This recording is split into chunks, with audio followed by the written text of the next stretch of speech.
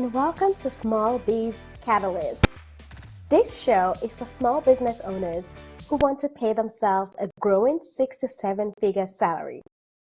Whether you're an entrepreneur or an economic development professional, this show is for you. This week, we're actually celebrating our 20th show. And to help us celebrate, we will be bringing you nuggets from guests and lessons from past episodes. Thank you for joining us. Let's delve into today's show. I honestly cannot pick my favorite guest on this show. Every guest on this show has been fabulous. Each one bringing their expertise, knowledge, and wisdom. Some of the things that I've learned during this show is 1, just jump. If you're an entrepreneur or you're considering being an entrepreneur and you're just still on the edge, take that leap of faith and you'll be amazed at what awaits you. Yes, it's good to plan, but nobody really goes into entrepreneurship having the blueprint from start to finish. We all pivot and change and modify at some point. Just jump was the wisdom I learned from Dayo Jegede of Blooming Edge. One of our very first guests on the show was Nathan Oli, and his advice is, don't be afraid to fail. What one advice do you have for today's entrepreneur? That's a good question.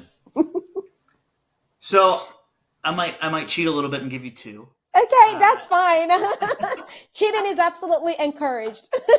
So, this is a pretty known acronym for entrepreneurs, but be willing to fail is really important, and be okay with failure as long as you learn from that failure is critical. And that's not just for an entrepreneur, it's for anyone in the economic development field.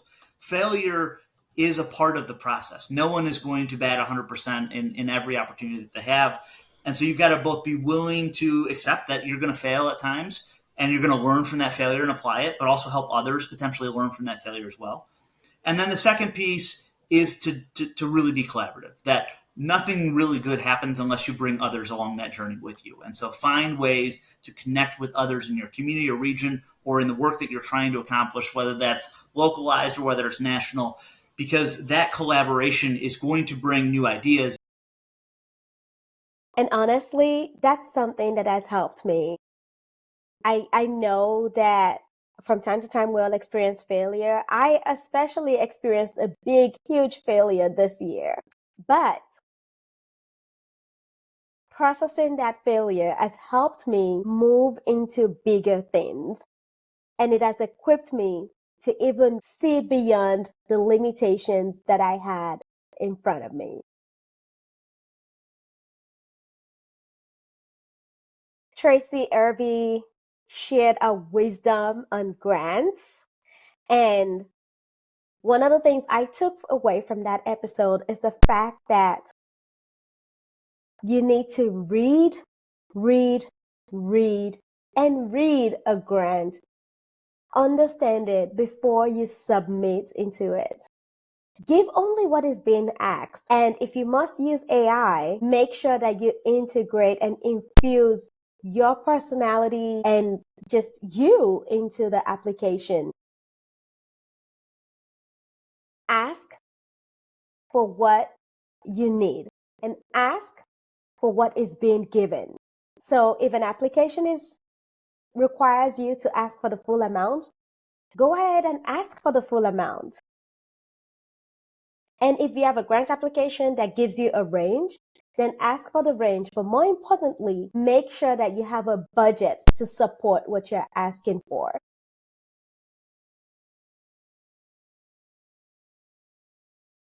Tasha Earns was also a guest on this podcast, and I really loved the encouragement that she gave entrepreneurs. There are desert areas, but that does not stop you from being creative. And so sometimes all you need to do as an entrepreneur is just look around you, observe the need, and respond to it. She gave us an example with Lee Transportation, who have 5-minute ride app in an area of Dallas where transportation is not at its best, or I should say, where public transportation is not at its best. We had a special episode about the Global Entrepreneurship Week where Karina, Boston Pinellas, and Mo Collins were guests here, and each one just exposed me to just what was going on out there in the entrepreneurial world, things that are taking places in the not so announced areas, and not the popular programs being out there, but yet the impact that is being felt at the very, very local level, and sometimes in rural or almost rural areas. Our episode with Mo Collins centered around entrepreneurship. Mo Collins, as some of you may know, is the Director of Entrepreneurship at the International Economic Development Council, and she's doing fantastic work there. She's championing the work of entrepreneurship, not only in the US, but globally. And so in that episode with her, we got encouragement as entrepreneurs to go ahead and live our dreams, to not be afraid to fail, and also a lot of encouragement for economic development professionals who are doing the work across the country in rural and urban areas and everything in between. I was especially just delighted to have Mo on the show because she is someone I really look up to and just appreciate the work she's doing, the innovation that's taking place in entrepreneurship. Mo, of course, shared our wisdom around innovation and entrepreneurship. We are now in the second wave of AI when it comes to entrepreneurship. So we are actually in the middle of exciting things that are happening, interjecting between AI and entrepreneurship. And so if you're not innovating in your business, you need to reevaluate how you can apply innovation and AI into your business plan. Of course, incorporate it into your business growth plan. Cynthia gave us tips on how to make our businesses more enticing to the international world. Some of the things I learned from that episode include really being mindful of the colors on our webpage, times and measurements, how it affects global entrepreneurs, and then just knowing that the Google we use in the US is not all they can be. Sometimes in order for you to research in other countries, you have to actually go into that country's search engine by typing the country extension. Dio of Blooming Edge, of course, I already shared. He encouraged us to just jump. Take the leap and jump into entrepreneurship. And if you're in there, take the leap to grow into the next steps, the next stage that your business needs for you in this coming year. Jaquil was our youngest guest and also a social entrepreneur. He shared with us just how he copes as an introvert who is a social entrepreneur. The way that he changes his mindset or prepares himself as he goes out, knowing that, yes, he's an introvert, but he's got a task ahead of him, and he prepares himself mentally to accomplish the task. He also, his advice to entrepreneurs is to network, network, network. So if you're not networking, I want to encourage you to find a place where you can network. If you are in the Dallas Metroplex, I want to invite you to the North Dallas Chamber of Commerce. It's a great place to start.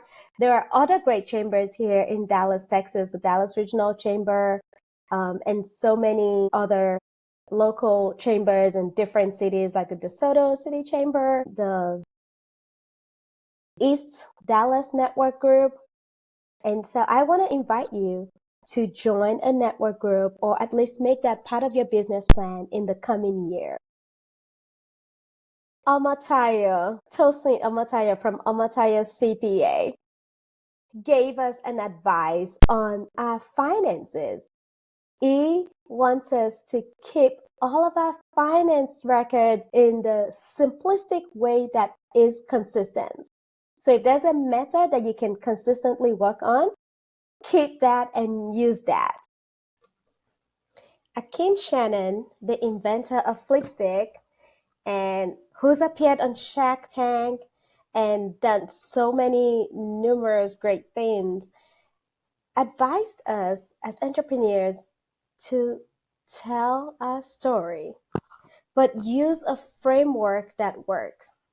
So if you want to learn more about how to tell your story as an entrepreneur in an effective way, I encourage you to listen to the episode with Akim Shannon, where it talks about storytelling as a tool to increase your revenue as an entrepreneur, and how storytelling got his episode on Shark Tank head, how it got him to Shark Tank, how he got that episode on air, and how it later just helped his business.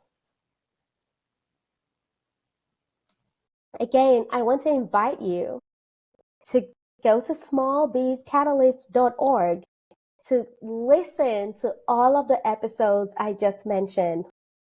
A great thank you to everyone who's been a guest on this show. And big, huge thank you to everyone who's been a listener. This show would not have been a success without you. And today, as I reviewed our statistics, I realized that we are now in 82 cities. As of 2 days ago, we were at 80 cities, and we've been in 80 cities for the past week. And so 2 more cities have joined our listenership. And I just want to say thank you for listening. Please be sure to rate the show on whatever platform you're listening on. It helps the show grow its audience, and it also helps us to get to more people. It definitely helps with rating. So if you have not taken the time to rate the show in the past, will you please do me a favor and rate the show and leave a comment on whatever platform you're listening on? You can actually even send me a text.